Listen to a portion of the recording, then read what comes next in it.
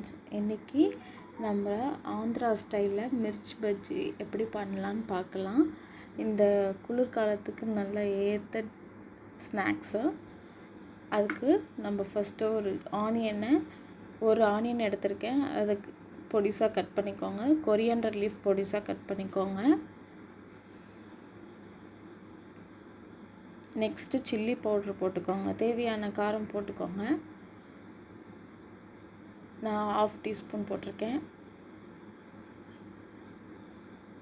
Next salt தேவையான அளவு போட்டுக்கோங்க. இந்த மிக்சிங்க்கு தேவையான அளவு.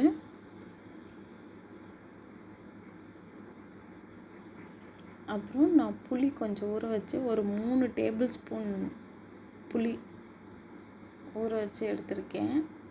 அதை நான் வீடியோவில் காமிக்க மறந்துட்டேன், சாரி. 3 டேபிள் ஸ்பூன் போட்டுக்கோங்க புளி. அதுக்கப்புறம் மிர்ச்சி இருக்குல்ல, அந்த மிர்ச்சியில் இருக்கிற சீட்ஸ் எல்லாம் கட் பண்ணி எடுத்துருங்க.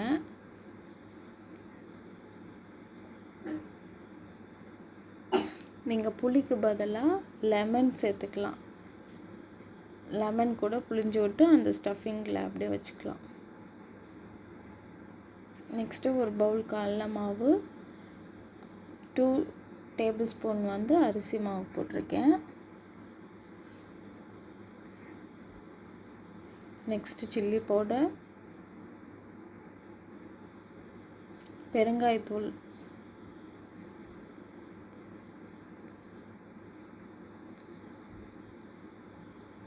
நெக்ஸ்ட்டு உப்பு,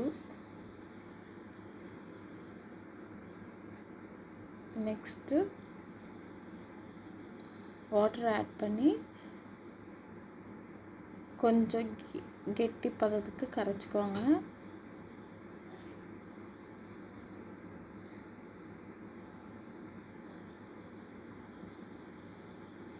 நெக்ஸ்ட்டு ஒரு கடாயில் ஆயில் போட்டு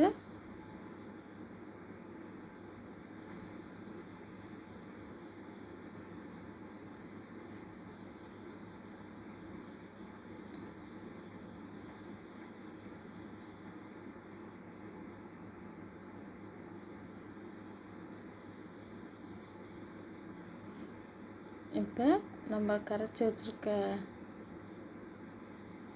கொஞ்சமாக நான் ஃப்ளேவருக்காக இன்னும் கொஞ்சம் காரம் தேவைப்படுது. அதுக்காக நான் கடலை மாவு, பஜ்ஜி மாவு கரைச்சி வச்சுருக்கோம்ல, அதில் சில்லி ஃப்ளேக்ஸ் போட்டுக்கிறேன் கொஞ்சம்.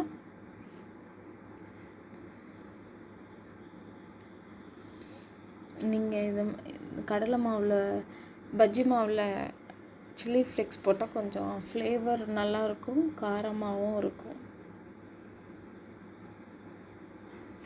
நான் கொஞ்சம் தண்ணியாக கரைச்சிருக்கேன் ஃப்ரெண்ட்ஸ். நீங்கள் கொஞ்சம் கட்டியாக கரைச்சிக்கோங்க. ஏன்னா எங்கள் வீட்டில் இருக்கவங்கெல்லாம் ரொம்ப பஜ்ஜி மாவு கோட்டாக இருந்தால் பிடிக்காது. அதனால் நான் தண்ணியாக கொஞ்சம் கரைச்சிருக்கேன்.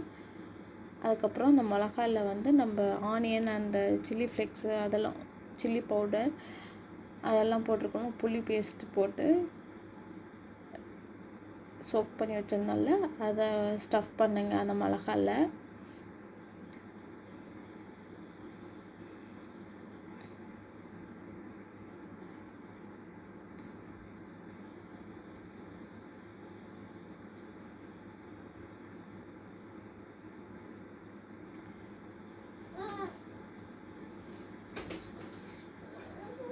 ஸ்டஃப் பண்ணிவிட்டு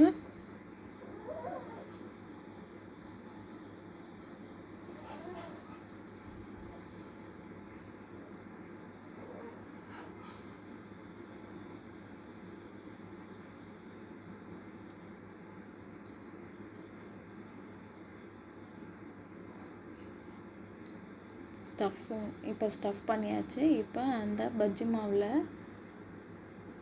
கோட் பண்ணி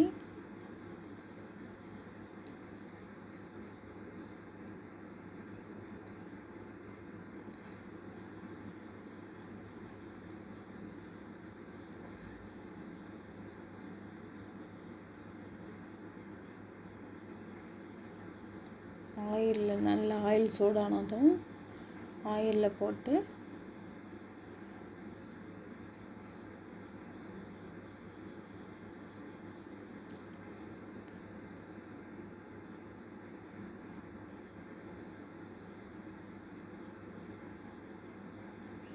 ஃப்ரை பண்ணி எடுக்க வேண்டியதான் ஃப்ரெண்ட்ஸ். அவ்வளோதான் ஃப்ரெண்ட்ஸ். நல்ல ஒரு காஃபிக்கு ஒரு நல்ல இந்த குளிருக்கு நல்லா சூடாக மிளகாய் பஜ்ஜி செஞ்சு சாப்பிடுங்க ஃப்ரெண்ட்ஸ். எப்படி இருந்ததுன்னு சொல்லுங்கள்.